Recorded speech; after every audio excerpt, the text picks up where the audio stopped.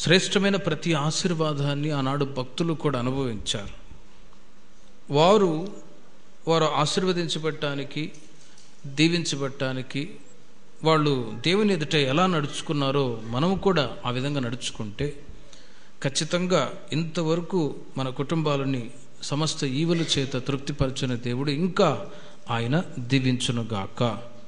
ఆదికాండం 26వ అధ్యాయము 12-13 వాక్యాలు చూడండి. అక్కడ మన పితరుడైనటువంటి ఇస్సాకును గురించి చదువుతూ ఉన్నాం. ఆయన కూడా దేవుని చేత సమస్త ఈవులు ఆశీర్వాదాలు పొందినవాడు అని మనం చదువుతూ ఉన్నాం. ఆదికాండం 26వ అధ్యాయము 12-13 వాక్యాలు.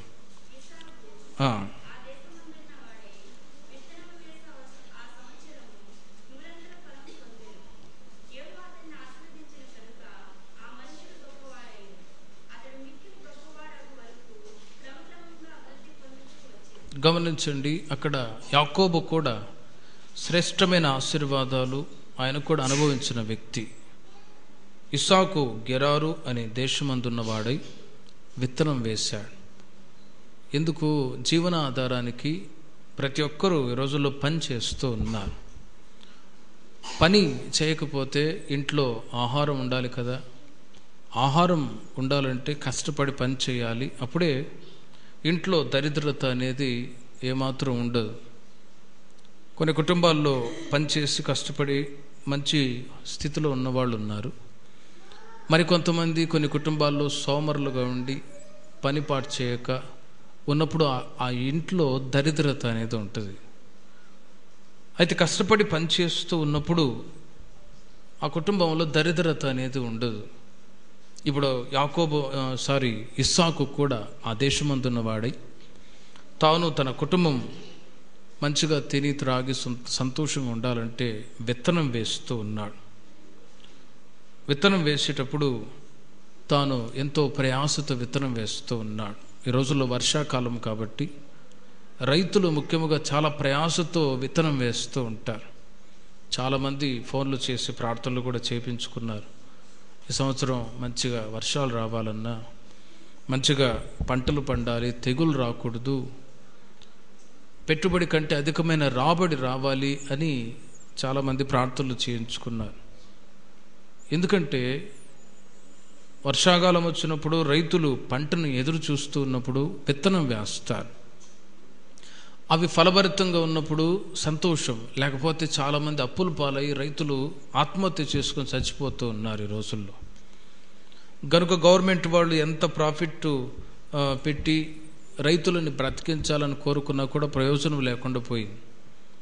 ఇలా మానవుని జీవితానికి, కుటుంబ పోషణకు, జీవన ఆధారానికి ఒక పని అనేది ఉండాలి, బిజినెస్ అనేది ఉండాలి. ఆ రోజుల్లో ఇస్సాకు కూడా తాను గెరారు అనే దేశమందున్నవాడై విత్తనం వేసినప్పుడు అది 100 ఫలించింది. అంత మాత్రమే కాదు, అంతకంతకు క్రమముగా అతడు అభివృద్ధి చెందుతూ ఉన్నాడు. ఓ బిజినెస్ అన్నప్పుడు, వ్యాపారం అన్నప్పుడు, పని అన్నప్పుడు అక్కడ అప్ అండ్ డౌన్గా కొన్ని కార్యక్రమాలు జరుగుతాయి. బిజినెస్ చేసే వాళ్ళకు అప్ అండ్ డౌన్ వస్తూ ఉంటాయి. కొన్నిసార్లు లాభం, కొన్నిసార్లు నష్టం. ఇలా ప్రతి పనిలో కొన్ని దుఃఖకరమైన పరిస్థితులు ఎదురవుతాయి. కానీ ఆనాడు ఇస్సాకు మాత్రం క్రమముగా అభివృద్ధి చెందుతూ ఉన్నాడు. మరి ఆయన క్రమముగా అభివృద్ధి చెందటానికి గల కారణం ఏంటి?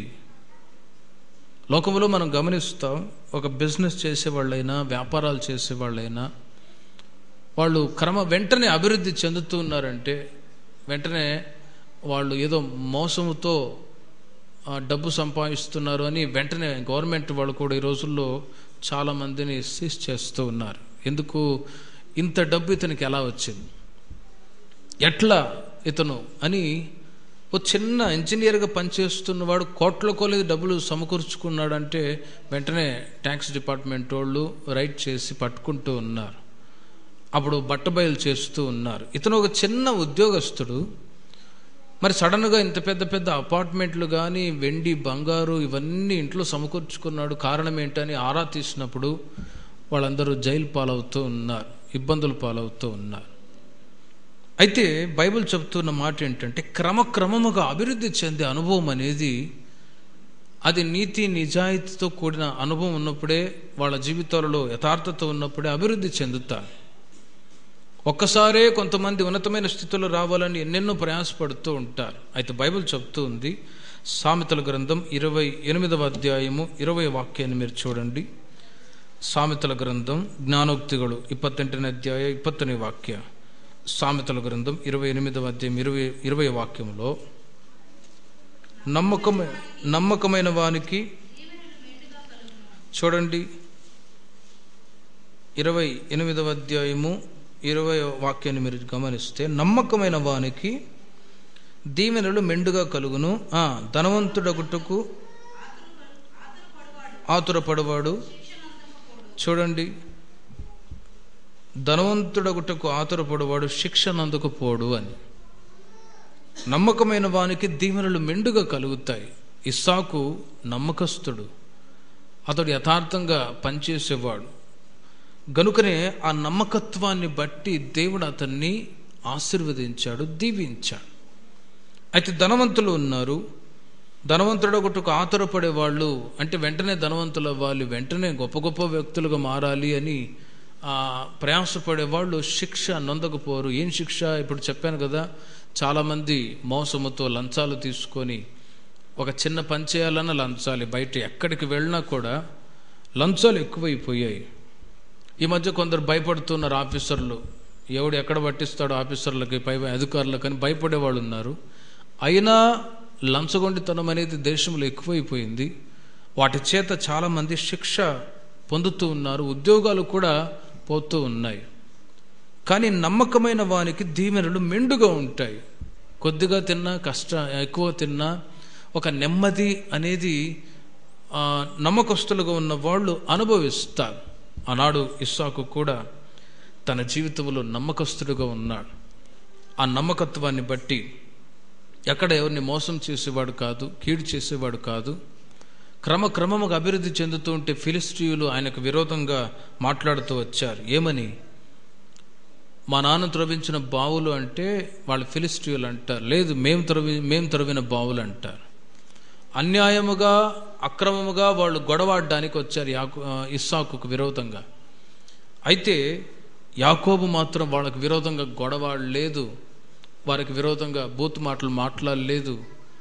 మౌనంగా ఉన్నాడు, శత్రువుల కొరకు ప్రార్థన చేశాడు, నమ్మకంగా ఉన్నాడు, ఎవరికి అన్యాయం చేసిన వాడు కాదు. గనుకనే ఆ నమ్మకత్వాన్ని బట్టి యాకోబుని దేవుడు అధికంగా దీవించి ఉన్నారు. గనుక ఈ మాసములో మన విశ్వాసుల ప్రతి వారిని అందరినీ కూడా దేవుడు నూరంతలుగా ఆశీర్వదించుదురుగాక. చేయుచున్న చేతి పనులు, ఉద్యోగాలు, వ్యాపారాలన్నీ ప్రభు దీవెనకరంగా మార్చునుగాక. అయితే నమ్మకత్వం అనేది చాలా ముఖ్యం. నమ్మకత్వం అనేది, ఆ నమ్మకత్వం లేకుండా చాలామంది ఎన్నెన్నో కార్యక్రమాలు చేస్తూ ఉంటారు, ప్రయోజనము లేదు. ఒకవేళ నమ్మకత్వాన్ని పోగొట్టుకొని ఎన్ని సంపాదించుకున్నా అది ప్రయోజనము లేదు అని బైబిల్ చెప్తూ ఉంది. తిమోతికి రాసిన మొదటి పత్రిక 6వ అధ్యాయము 8వ వాక్యములో పౌలు గారు ఒక మాట అంటారు, లోకములో మానవుడు నమ్మకత్వం కలిగి జీవించినప్పుడు ఆ కష్టార్జితాన్ని వాళ్ళు అనుభవిస్తారు. మరొక వైపు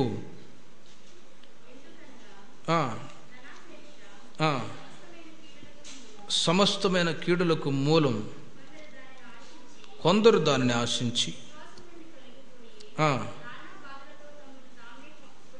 చూడండి నానా బాధలతో తమను తాము పొడుచుకొనిరి. అయితే దేవుని ప్రజలమైన మనము అన్ని విధాలుగా ఆశీర్వాదాన్ని అనుభవిస్తూ ఉన్నప్పుడు, చేయుచున్న చేతి పనులు, ఉద్యోగాలు, వ్యాపారాలన్నీ ఆశీర్వాదకరంగా ఉన్నప్పుడు దేవుని నామాన్ని గణపరచాలి. ముఖ్యముగా 6వ అధ్యాయం 6వ వాక్యములో సంతుష్టి సహితమైన దైవభక్తి చాలు.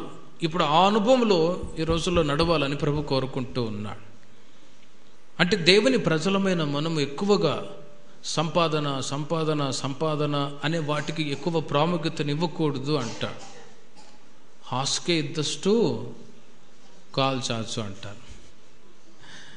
ఇన్ను ಬೇಕು అని ఇమ్ము ఇమ్ము అనే జలగవలే ఉండకూడదంట. మనిషికి ఒక లిమిట్ ఉండాలి. ప్రతి విషయంలో ఒక లిమిట్. అధికంగా సంపాదించాలి సంపాదించాలి సంపాదించాలి అనే ఆలోచన దేవుని ప్రజలకు ఉండకూడదు అని బైబిల్ చెప్తూ ఉంది. ఎందుకంటే వాటి ద్వారా కొన్నిసార్లు దేవుని సన్నిధిని విడిచిపెట్టే పరిస్థితులు కూడా వస్తాయి. ఎప్పుడు బిజీ బిజీ బిజీ బిజీ అంటూ ఉన్నప్పుడు మరి దేవుని పనులు ఎప్పుడు బిజీ ఉంటాం? మనిషికి బలం ఉంటుంది. ఆ బలానికి మించి ఎప్పుడు కూడా సాహసించకూడదు. ఒకటి ఫిజికల్గా ఇబ్బందులు కలుగుతాయి. రెండవది ఆత్మీయంగా కూడా కృంగిపోయే పరిస్థితులు కూడా వస్తాయి. కనుక దేవుడు మనకిచ్చినటువంటి వాటిని బట్టి దేవుని నామాన్ని గణపరుస్తూ హాస్కే దృష్టి కాల్చాచి ఆ తర్వాత నెమ్మదిగా ముఖ్యంగా ఈ మాటలు చూడండి, దైవభక్తి గొప్ప లాభ సాధనమని ఎరిగి ఆశీర్వదిస్తూ ఉన్నాడు. అధికమైన వాటి అందు గొప్ప వాటి అందు ఎక్కువ ప్రాముఖ్యతనివ్వకుండా చక్కగా పనిచేసుకొని అన్నీ కూడా ఆశీర్వాదకరంగా సమకూర్చుకొని ఉంచడం ఒకటి. అయితే దైవభక్తిలో ఎదగటానికి కూడా ప్రయాసపడాలి. బైబిల్ కూడా చెప్తూ ఉంది, 6 రోజులు మీరు కష్టపడండి. అయితే మార్నింగ్ ప్రేయర్ చేసుకోండి, ఈవినింగ్ ప్రేయర్ చేసుకోండి, మధ్యాహ్నం ప్రార్థన చేసుకోండి. దానియేలు కూడా ఆయన కూడా బబులోను దేశంలో అతను కూడా ఒక ఎంప్లాయ్, ఉద్యోగస్తుడే. అతను కూడా బానిసగా ఉన్నా కూడా అతడు ఆ దేశంలో రాజు దగ్గర ఈజ్ ఏ ఎంప్లాయ్, ఒక అధికారిగా ఒక ముఖ్యమైన వ్యక్తిగా పనిచేస్తూ ఉన్నాడు. అయినా తనకు ఎక్కువ పనులున్నాయని ప్రార్థన విడిచిపెట్టాడా? విడిచిపెట్టలేదు. ఉదయం ప్రార్థన చేసుకుంటున్నాడు, మధ్యాహ్నం ప్రార్థన చేసుకుంటున్నాడు, సాయంత్రం ప్రార్థన చేసుకుంటూ ఉన్నాడు. 3 times ఎవ్రీడే. ఆయన చేసే ప్రార్థనను బట్టి దేవుడు అతన్ని ఆ బబులోను దేశంలో హెచ్చించి దేవుడు ఘనపరిచి ఉన్నాడు. హల్లెలూయా. గనుక ఫిజికల్గా దేవుడు మనకిచ్చినప్పుడు దేవునికి ఆత్మీయంగా మనం దగ్గర అవుతూ ఉండాలి అని ఒకటి నమ్మకంతో. రెండవది ప్రార్థనా జీవితం. మార్నింగ్ వెళ్ళేటప్పుడు ప్రార్థన చేసుకొని ప్రభు ఈ రోజంతా పనిని ఆశీర్వాదకరంగా మార్చండి అని ప్రార్థన ద్వారా నమ్మకత్వం ద్వారా మీరు ఈ మాసంలో మీ పనులు, ఇంటి పనులైనా ఏ పనైనా, ఇంకా వాళ్ళు మగవాళ్ళు పని చేస్తున్నారులే మాకేమిలే అనుకుంటారేమో, మీకు కూడా ఇంటి పనులు ఉన్నాయి కదా, వంట చేయాలి, అంట్లు కడగాలి, బట్టలు ఉతకాలి, ఇవి కూడా ఒక పనులే. మీ పనులు మీరు ఎవరి పనులు వాళ్ళు చేసుకోగలగాలి. గనుక దేవుని సన్నిధిలో ఈ ప్రార్థన అనుభవంతో నమ్మకత్వంతో మనం చేసినప్పుడు నిశ్చయముగా మన కుటుంబాలన్నిటినీ దేవుడు నూరంతులుగా ఆశీర్వదించునుగాక. 86వ కీర్తన 4, 5, 6, 7 చరణాలు చూడండి. దావీదు కూడా ఒక మాట అంటాడు. 86వ కీర్తన 4వ చరణము నుండి,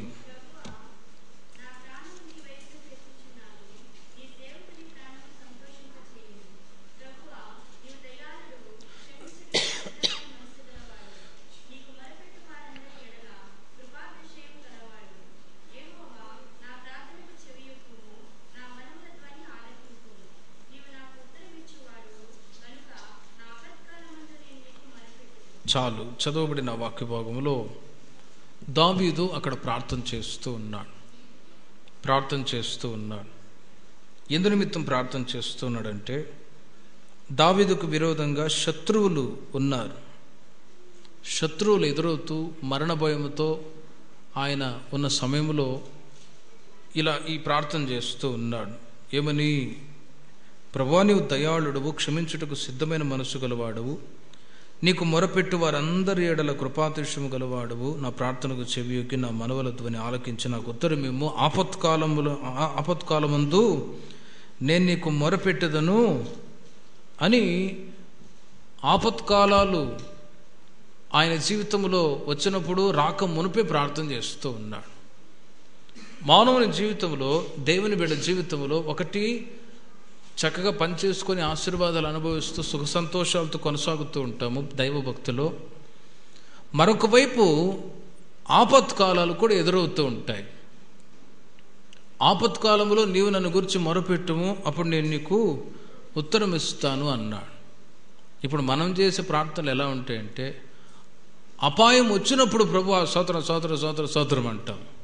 అయితే బైబిల్ చెప్తున్న మాట ఏంటంటే, అపాయాలు మన కుటుంబాలకు, మన పిల్లలకు రాక మునిపే ప్రార్థన చేసుకోవాలి అని.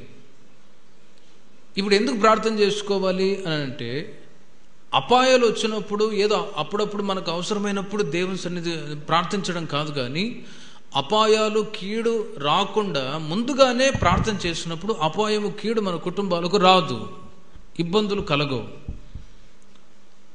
అయితే అపాయాలు వచ్చినప్పుడే కొందరు మొరపెడుతూ ఉంటారు, కానీ అపాయాలు రాకమునుపే మొరపెట్టాలి. దావీదు అలా చేశాడు. ఆయనకు విరోధంగా కన్న కొడుకులు వ్యతిరేకంగా లేచిన అమాలేకీయులు, ఫిలిష్తీయులు, శత్రువులు వ్యతిరేకంగా చంపాలని సింహాసనం కొరకు ఎదురు తిరిగిన అపాయాలు ఎన్నో ఆయన జీవితంలో ఎదురైనప్పుడు ఈ ప్రార్థన చేస్తూ ఉన్నాడు. నా ఆపత్కాలమందు నేను నీకు మొరపెట్టేదను, నీవు నాకు ఉత్తరం ఇచ్చే దేవుడివయ్యా, నేను అప్పుడు నిన్ను మహిమపరుస్తాను అని. అపాయాలు వచ్చినప్పుడు రాక మునుపు కూడా ముందుగానే జాగ్రత్త పడి ప్రార్థన చేసేవాడు గనుక ఆయన చేసిన ప్రార్థన ద్వారా దేవుడు ఏం చేశాడంటే, శత్రువులు ఎంతమంది ఆయనకు వ్యతిరేకంగా వచ్చినా కూడా దేవుడే యుద్ధం చేసి జయం ఇచ్చాడు. హల్లెలూయా. 92వ కీర్తన 4వ చరణాన్ని చూడండి. కీర్తనాకారుడు దేవుని చేత ఆయన యెహోవా నీ కార్యము చేత సంతోషపరచుచు ఉన్నావు అంటాడు. నీ కార్యము చేత నీవు నన్ను సంతోషపరచుచు ఉన్నావు అంటాడు కీర్తనాకారుడు. అంటే ఆపత్కాలంలో దేవునికి మనం మొరపెట్టినప్పుడు కీడు అనేది మనకు మన పిల్లలకు విరోధంగా రాకుండా దేవుడు కాపాడుతాడు. అందుకే నిత్యము మన ప్రార్థనలో ఒక మాట వాడాలి. మీరు అది గుర్తుపెట్టుకోండి. ఏమిటంటే, కీడు రాకుండా నా కుటుంబాన్ని మీరు కాపాడండి, కీడు రాకుండా నన్ను కాపాడండి అనే మాట మీరు వాడాలి. నేనైతే ఆ మాట వాడుతూ ఉన్నాను. అంటే వ్యక్తిగతంగా కీడు రాకుండా నన్ను మీరు కాపాడండి. యెబ్బేజు ప్రార్థన చేశాడు.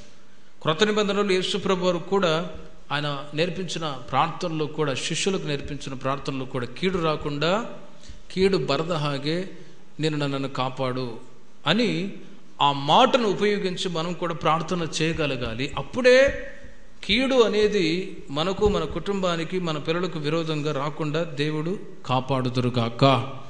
ఈ మాసములో ఏ కీడు అనేది రాకుండా దేవుడు నిశ్చయముగా కాపాడుదురుగాక. ఒకటి, కీడు రాకుండా కాపాడమని ప్రార్థన చేయడం ఒకటైతే, రెండవది మౌనంగా ఉండే అనుభవం కూడా రెండవది. నిర్గమకాండం 14వ అధ్యాయము 14 నుండి 25వ వాక్యం వరకు మీరు తర్వాత చదువుకోనండి. నిర్గమకాండం 14వ అధ్యాయం, విమోచన కాండ 14ನೇ ಅಧ್ಯಾಯ 14ನೇ ವಾಕ್ಯದಿಂದ 25ನೇ ವಾಕ್ಯದ ವರೆಗೂ ನೀವು ಆಮೇಲೆ ಓದ್ಕೊಳ್ಳೋದಾದರೆ, అక్కడ మనం చదువుతూ ఉన్నాం ఏమని, ఇశ్రాయేలు ప్రజలకు విరోధంగా ఫరో అతని సైన్యం వెంటాడుతూ వచ్చింది. అప్పుడు ప్రజలందరూ కూడా భయపడ్డారు, కలవరపడ్డారు.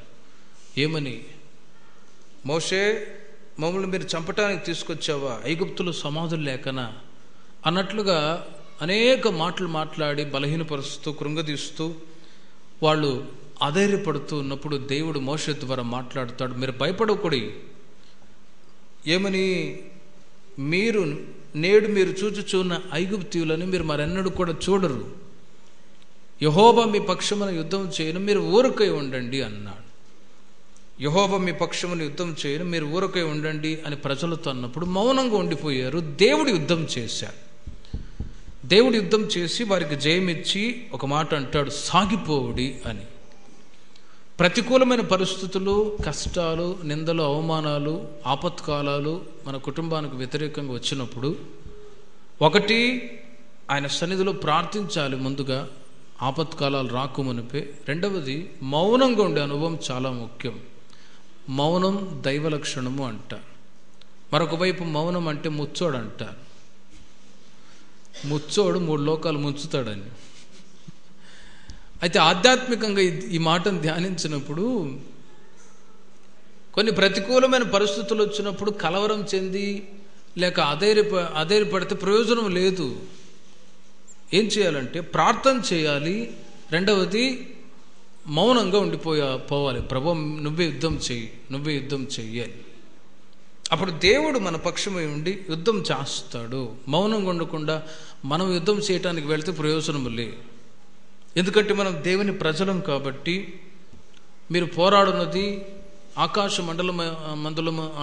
మండలమందున్న దురాత్మల సమూహంతో మీకు పోరాటం ఉంది కాబట్టి మీరు సర్వాంగ ఆయుధాలని కవచములను మీరు ధరించుకోనండి అంటాడు. కనుకనే క్రైస్తవులను ఈ రోజుల్లో ఎక్కువగా హింస కూడా పెడుతూ ఉన్నారు. ఎందుకంటే వీళ్ళు శాంతి మార్గాన్ని అనుసరించే వాళ్ళు, వీళ్ళని చంపినా నరికినా వీళ్ళేమి చేయరు అన్నట్లుగా చాలామంది క్రైస్తవులు ఈ రోజులు హింసిస్తూ ఉన్నారు. మనమేమో క్రీస్తుని అంగీకరించి శాంతి మార్గంలో నడుస్తూ ఉన్నామని వాళ్ళు అనుకొని ఈ రోజులు ఎక్కువగా అరాచకాలు జరుగుతూ ఉన్నాయి. ఆ మధ్య ఒక వాట్సాప్లో ఒక అతను పంపించాడు. ఏంటంటే ఒక అతను కూర్చొని పాట పాడుతూ ఉన్నాడు. ఒక సువార్థికుడు వచ్చి ఇదిగో జీసస్ని నువ్వు నమ్ముకో, నువ్వు పరలోకానికి వెళ్తా ఉంటే పోవాయా అనేవాడు. ఎప్పుడైతే బైబిల్ని సంచిలో పెట్టి గన్ను తీసి యేసుక్రీస్తును సొంత రక్షకునికి అంగీకరిస్తావా లేదా మర్యాదగా ఒప్పుకో అనేసరికి దడబొట్టి ఐ యాక్సెప్ట్, నేను నమ్ముతాను యేసుక్రీస్తుని అని చెప్పి నమ్మి బారిపోయాడు అంతే. ఇప్పుడు శాంతి మార్గాన్ని అనుసరించినప్పుడు వినలేదు, ఇప్పుడు గన్ను చూపించి యేసుక్రీస్తుని నమ్ము అంటే అప్పుడు నమ్మి అతడు పారిపోయాడు.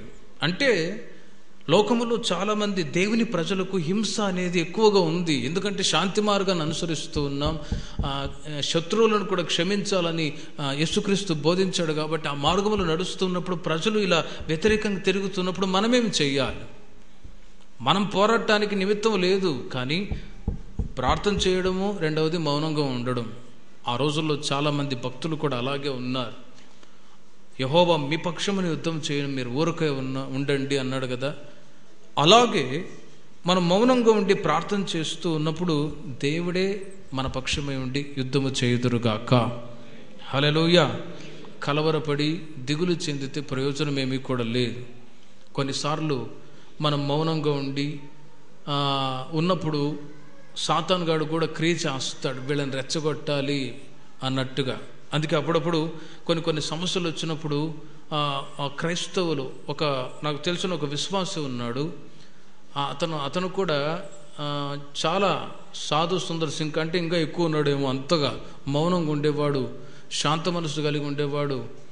కానీ ఒకసారి భార్య భర్త మధ్యలో గొడవ వచ్చినప్పుడు భార్య గొంతె కోసి సంతలు తిరిగాడు.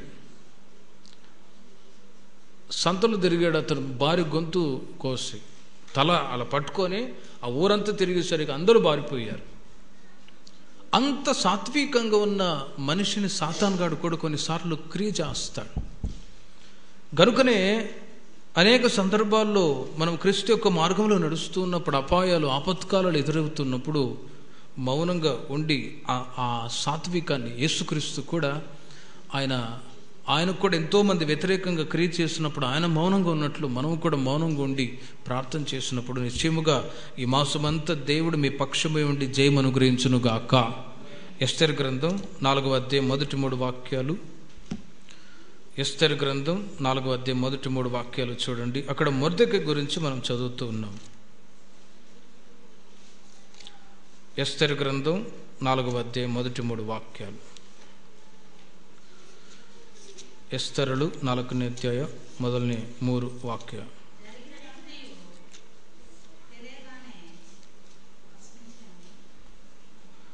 4వ అధ్యాయము మొదటి 3 వాక్యాలు.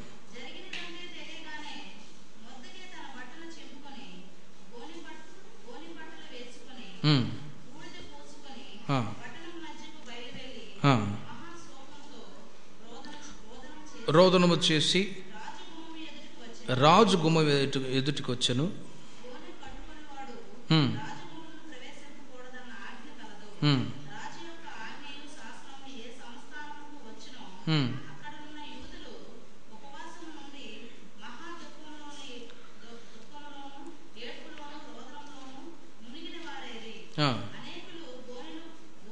అనేకులు గోనెను బూడిదను వేసుకొని పడి ఉండిరి అని.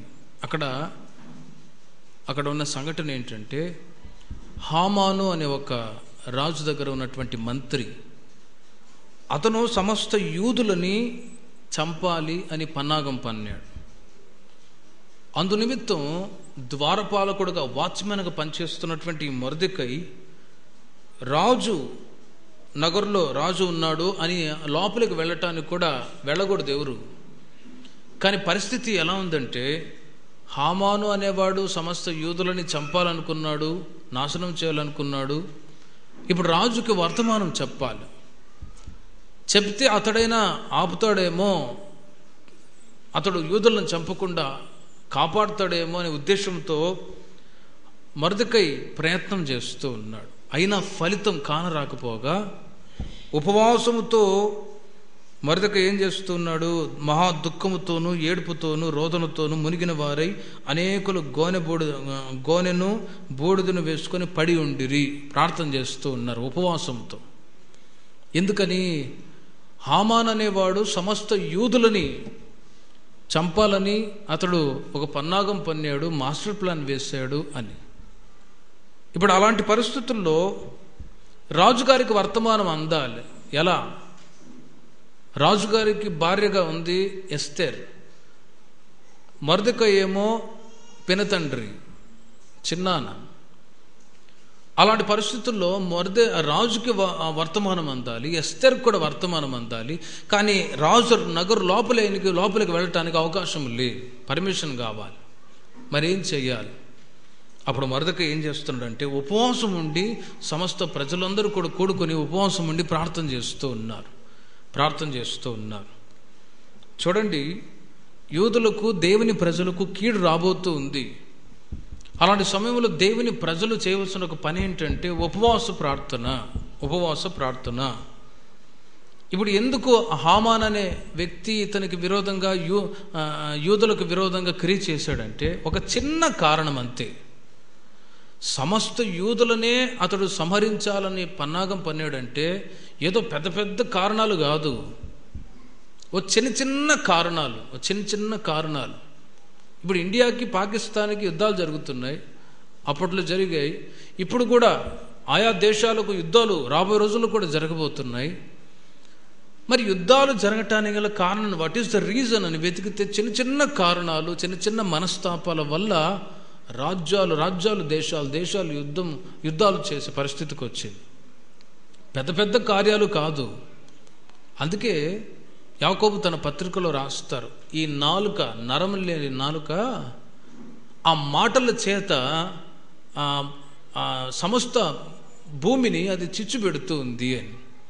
కుటుంబాలను చిచ్చుపెట్టిద్ది, ఆ తర్వాత సంఘాలను చిచ్చుపెట్టిద్ది, దేశాలని మొత్తం చిచ్చుపెట్టిద్ది అని. ఏంటది? నాలుక, నరం లేని నాలుక అంటారు, చిచ్చుపెట్టేది.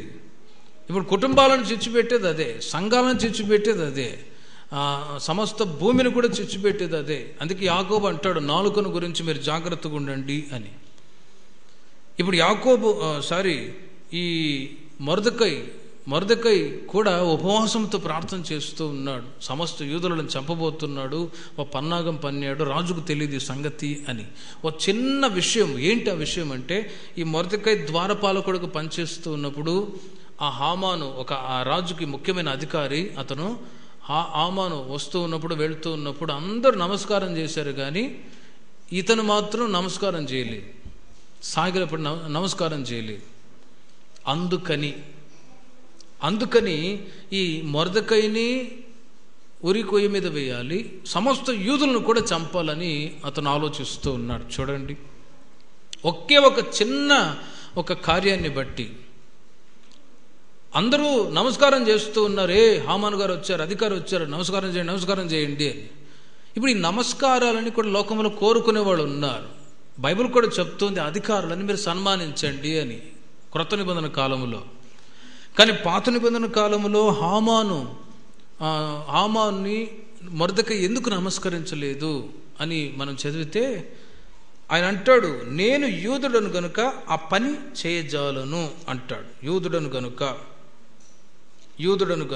యూదులు ఏ ఒక్కరికి తల వంచేవాళ్ళు కాదు, దేవునికి తప్ప. మరి అలాంటి పరిస్థితుల్లో హామాను అతను ఒక అగాగ్యుడు, అన్య దేశస్థుడు, అన్యులకు సంబంధించిన వ్యక్తి. ఇప్పుడు అతనికి నేను నమస్కారం చేయడం ఏంటి అని మౌనంగా ఉండేవాడు. కానీ అతను నమస్కారము చేయకపోగా ఇక అతని మీద పగబెట్టాడు, సమస్త యూదులను కూడా చంపాలనుకున్నాడు. దేవుని ప్రజలకు మనకు ఉండే ఒక వ్యత్యాసం ఏంటి? మనం ఒకరికొకరు పలకరించుకొని ప్రైజ్ లార్డ్ అన్నా, వందనాలన్నా అని అంటాం. మరి ఇదే వందనాలు ఆ అన్యులకు చెప్తే వాళ్ళు ఏమంటారు? క్యాబాయ్ క్యాబల్ రే అంటాడు. ప్రైజ్ లార్డ్ అని అన్నాం అనుకో, క్యా గాలిదేరామనుకో అంటాడు. వాడికి అర్థం కాదు. ఎందుకు అర్థమైతే వాడు లోకస్తుడికి ఏమర్థమవుద్ది? ప్రైజ్ లార్డ్ అన్నప్పుడు, వందనాలు అన్నప్పుడు అది దేవుని ప్రజలకు ఉండే ఒక ఫెలోషిప్ని బట్టి వందనాలు, ప్రైజ్ లార్డ్ అని ఒకరికొకరు గౌరవించుకుంటూ ఉంటారు. అది బైబిల్లో ఉండే క్రమం కూడా. ఇప్పుడు ఇదే మాటలు తీసుకెళ్ళి వాళ్ళకి చెప్తే వాళ్ళని పలకరిస్తే వింటారా? ఇప్పుడు చూడండి, హామాను యొక్క పరిస్థితి కూడా అంతే. అతడు గర్విష్ఠుడు, అహంకారి గనుకనే అతడు నమస్కారము చేయకపోగా, గణపరచకపోగా అతడు పగబట్టాడు. కానీ మొర్దెకై మాత్రం దేవుణ్ణి మాత్రమే గణపరిచేవాడు. కాబట్టి 8వ అధ్యాయం 16వ వాక్యాన్ని మీరు చూడండి. 8వ అధ్యాయం 16వ వాక్యములో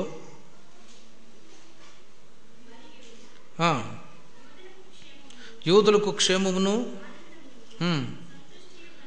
సంతుష్టియు ఘనతయు కలిగిన ఎప్పుడు మొర్దెకై చేసిన ఉపవాస ప్రార్థన ద్వారా. 3వ అధ్యాయం 2వ వాక్యాన్ని కూడా చూడండి. ఎస్తేర్ 3:2.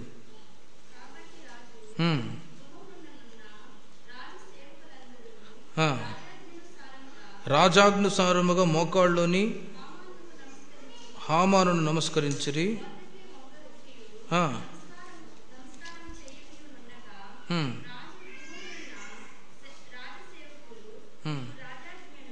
నాలుగో అధ్యాయము చివరి మాటను మీరు చూడండి.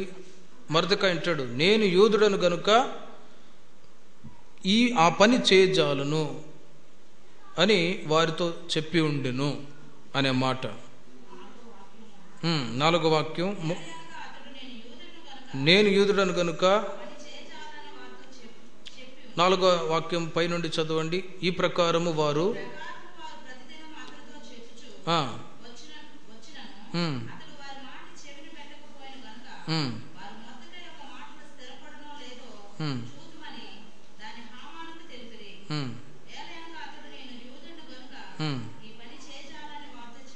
చూడండి, యూదుడను గనుక నేను నమస్కారం చేయనయ్యా, దేవునికి తప్పనిచ్చి అంటాడు. ఒక అన్యుడికి, లోకస్తుడికి అవి దైవభక్తికి సంబంధించిన కార్యక్రమాలు ఏం తెలుస్తాయి? 6వ అధ్యాయము 11-12 వాక్యాలు కూడా చూడండి. ఆ ప్రకారమే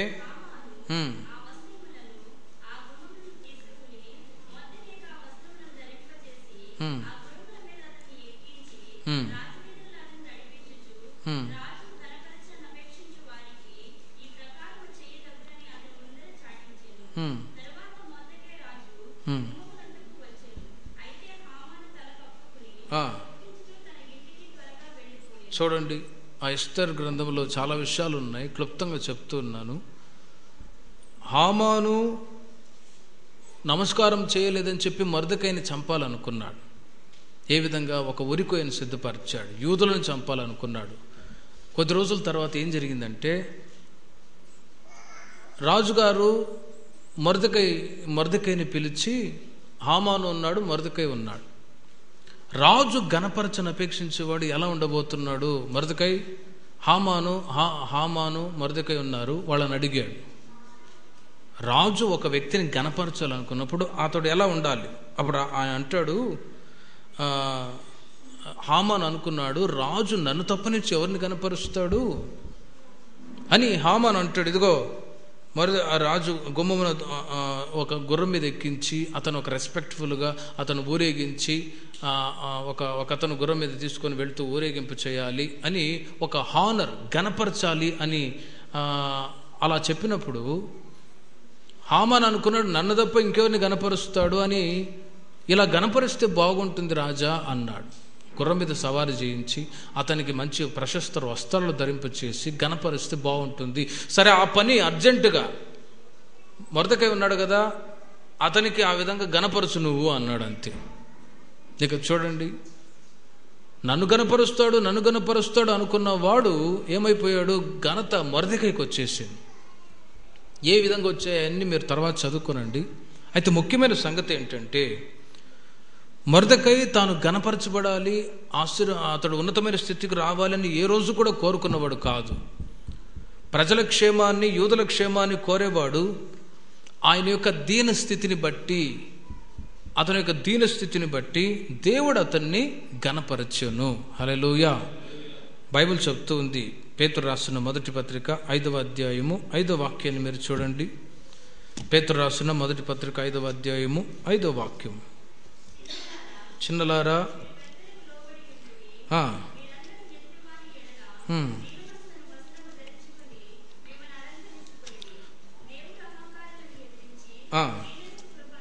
చూడండి, దేవుడు దీనులకు కృప అనుగ్రహించును అని.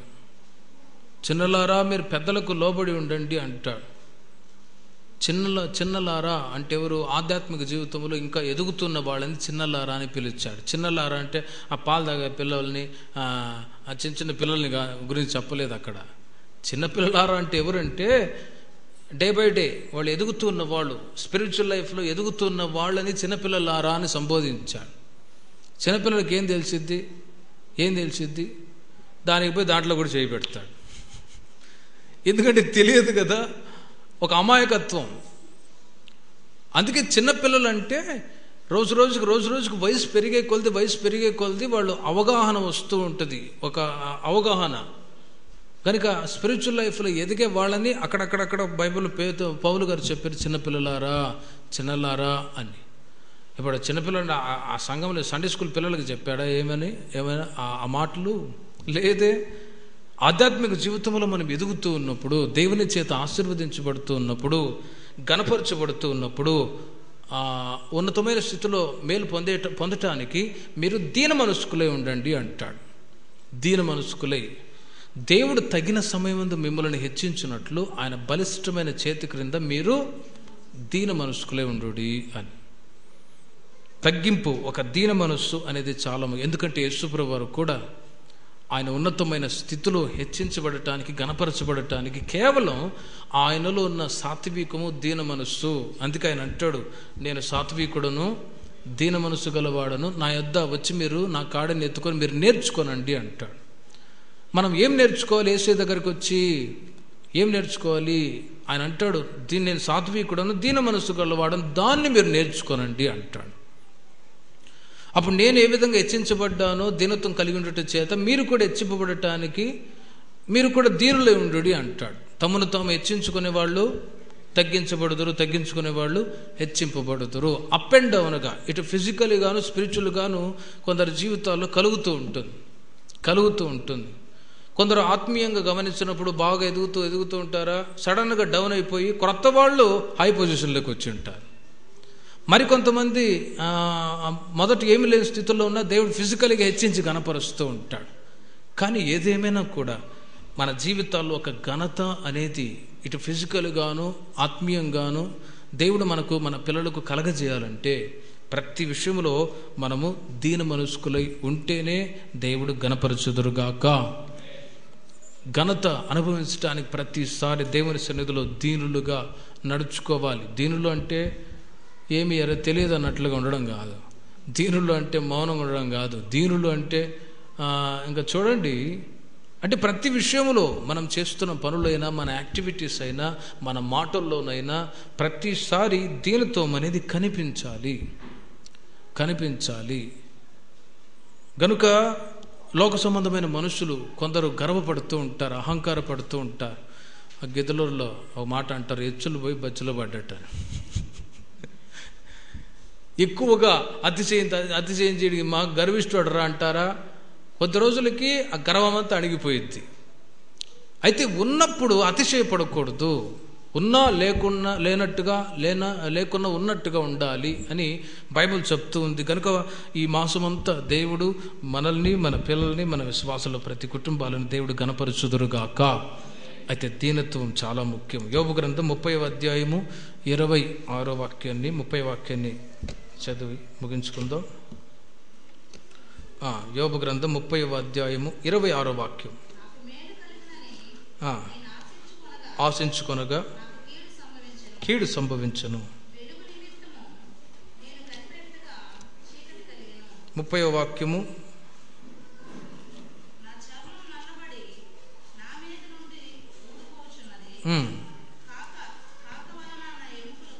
కాగిపోయేను, నా స్వరమండలము దుఃఖ స్వరము నిచ్చుచున్నది. 26వ వాక్యము 30వ వాక్యాన్ని మీరు చూడండి. నాకు మేలు కలుగునని నేను ఆశించుకుంటే నాకు కీడు సంభవించును అంటాడు యోబు గారు. యోబు మొదట ఆశీర్వదించబడ్డవాడే. అయితే ఆయన జీవితంలో ఒక శోధన లేక ఒక విశ్వాసపు పరీక్ష వచ్చినప్పుడు ఆయన ఈ మాట అంటాడు, నాకు మేలు కలుగునని నేను ఆశించుకొనగా నాకు కీడే సంభవించింది, వెలుగు నిమిత్తం నేను కనిపెట్టగా చీకటి కలిగెను అంటాడు. స్వరమండలం కూడా దుఃఖ స్వరం నిచ్చుచూ ఉన్నది, పిల్లన గురవి రోదన శబ్దం ఎత్తుచూ ఉన్నది. ఆయన మాట్లాడటానికి కూడా చేతకాని పరిస్థితుల్లో అంతటి బాధ వేదన యోబు తన జీవితంలో అనుభవిస్తూ ఉన్నాడు. అలాంటి పరిస్థితుల్లో యోబు ఒక విశ్వాస పరిశోధన ఎదుర్కొని ఇబ్బందులు పాలై ఇక నిరీక్షణ లేని పరిస్థితుల్లో ఉన్న వ్యక్తి ఏమంటాడు? 13వ అధ్యాయం 15వ వాక్యంలో మీరు చూడండి. 13వ అధ్యాయం 15వ వాక్యం. నన్ను చంపినను నేను ఆయన కొరకు కనిపెట్టుచున్నాను, ఆయన సన్నిధిని నా ప్రవర్తన న్యాయమని రుజువుపరుస్తాను అంటాడు. అంటే యోబు ఇప్పుడు ఆయన పరిస్థితి చాలా ఘోరంగా ఉంది. మేలు కలుగుతుంది, ప్రభువుని నమ్ముకుంటే ఆయన మేలే చేశాడు, కానీ కష్టాలు వచ్చాయి.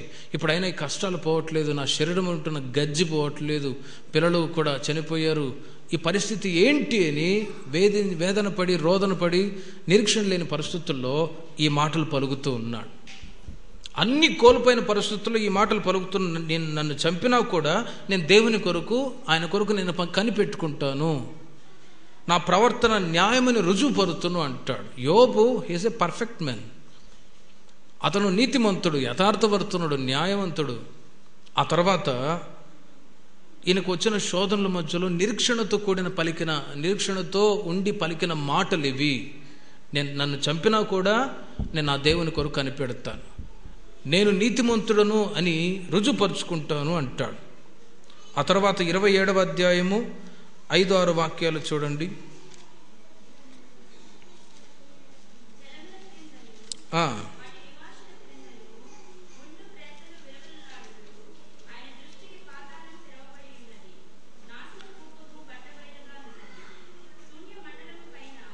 40వ అధ్యాయము 4వ వాక్యాన్ని కూడా చూడండి.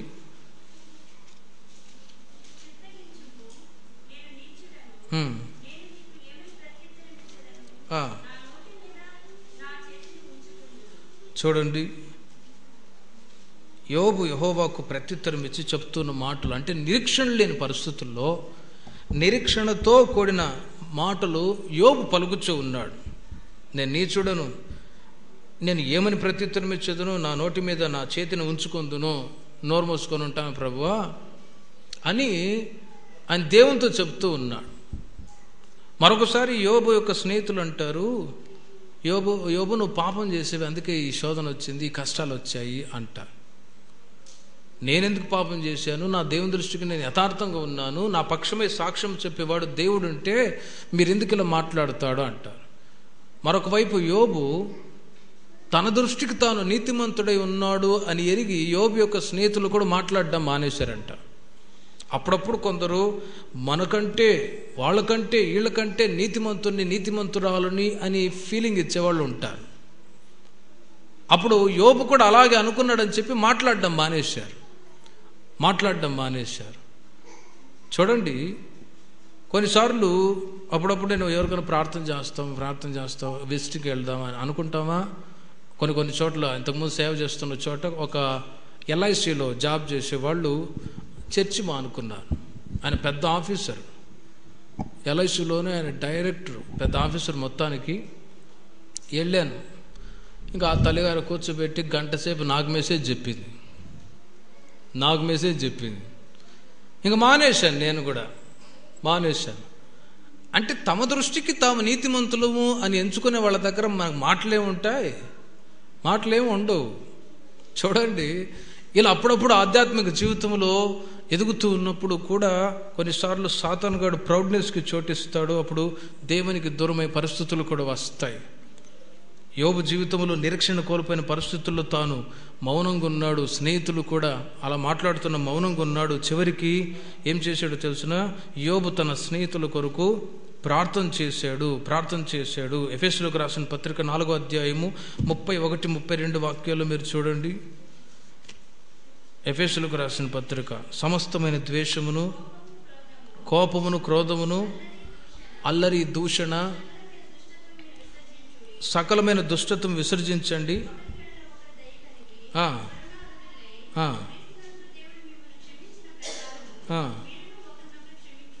చూడండి, రోమీయులకు రాసిన పత్రిక 12వ అధ్యాయం 21 వాక్యంలో మీరు తర్వాత చదువుకోనండి. కీడు వలన జయింపబడక మేలు చేత కీడును జయించండి అంటాడు. యోబు అలాంటి పరిస్థితుల్లో కొనసాగుతున్నప్పుడు దుఃఖము, బాధ, వేదన, సమస్తాన్ని కోల్పోయి బాధపడుతూ ఉంటే ఆయన స్నేహితులు వచ్చి లేనిపోయిన మాటలు మాట్లాడుతుంటే వాళ్ళ నిమిత్తం ప్రార్థన చేశాడు. మీరు నన్ను అంటారా, రే మిమ్మల్ని కూడా ఒకరోజు అంటాను రా అనలేదు. మీరు నాకు విరోధంగా మాట్లాడతారా, మీరే రా పాపలు, మీరే రా అన్నట్లుగా వ్యతిరేకంగా మాట్లాడలేదు. మనిషి యొక్క స్వభావం ఎలా ఉంటుందంటే, ఒక మాట అంటే 10 మాటలు అంటారు, ఒక దెబ్బ కొడితే 10 దెబ్బలు కొడతారు. అయితే యేసు ప్రభు వారు, దేవుడు చెప్తున్నారు, మీరు ఒకరినొకరు క్షమించండి. సామెతలు కూడా వ్రాయబడి ఉన్నది, భక్తి విడిచిన వాని మార్గము వానికే వెక్కసమగును అని. ఇంకా అర్థం అవ్వాలంటే, ఆ మధ్య కృష్ణా జిల్లాలో ఒక డ్రైవర్ తెలుసు. ఆయన వేరే స్టేట్కి, మహారాష్ట్ర, ఒరిస్సా ఆయా ప్రాంతాల్లో వెళ్తూ ఉంటాడు. మరి ఎట్లుంది అక్కడ పరిస్థితి, ఎట్లున్నారంటే అక్కడ చాలా భయంకరమైన పాప పరిస్థితి. ఒక గ్రామంలో ఒక స్త్రీకి ఎయిడ్స్ రోగం వస్తే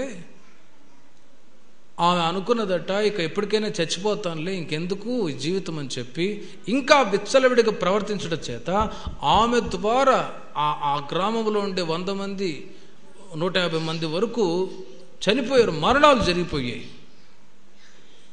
అంటే ఇక జీవితం నశించిపోయి ఉండగా, తాను చెడేది కాకుండా కోతి తాను కెడవదలదలే వనాను కెడుస్తుంది. తాను చెడిపోయేది కాకుండా అందరినీ నరకానికి తీసుకెళ్ళిపోయేది అనమాట. అందుకే బైబిల్ చెప్తుంది, భక్తి విడిచిన వాని మార్గము వానికి వెక్కసమగును అని. అయితే యేసు ప్రభువారు పౌలు గారు రోమా సంఘానికి చెప్పినట్లుగా, ఎఫెసీ సంఘానికి చెప్పినట్లుగా, మనము కూడా కొన్ని పరిస్థితుల్లో వెళ్తూ ఉన్నప్పుడు దూషించే వాళ్ళు, వ్యతిరేకంగా మాట్లాడే వాళ్ళు ఉంటారు. కానీ యోబు తన స్నేహితుల కొరకు ప్రార్థించినట్లు ఒకరికొకరు క్షమించుకోవడము, కీడు వలన జయింపబడక మేలు చేత జయించే అనుభవాలు, ఒక స్పిరిచువల్, ఒక డివైన్ క్యారెక్టర్స్, ఈ అనుభవాలు ఉన్నప్పుడే ఖచ్చితంగా మనకు ఎదురయ్యే కష్టాల నుంచి దేవుడు విడుదల చేస్తాడు. సమాధానకరంగా, సంతోషకరంగా ఈ లోకంలో కొనసాగటానికి దేవుడు కృప చూపును గాక. ప్రార్థన చేసుకుందాం. విన్నటువంటి 4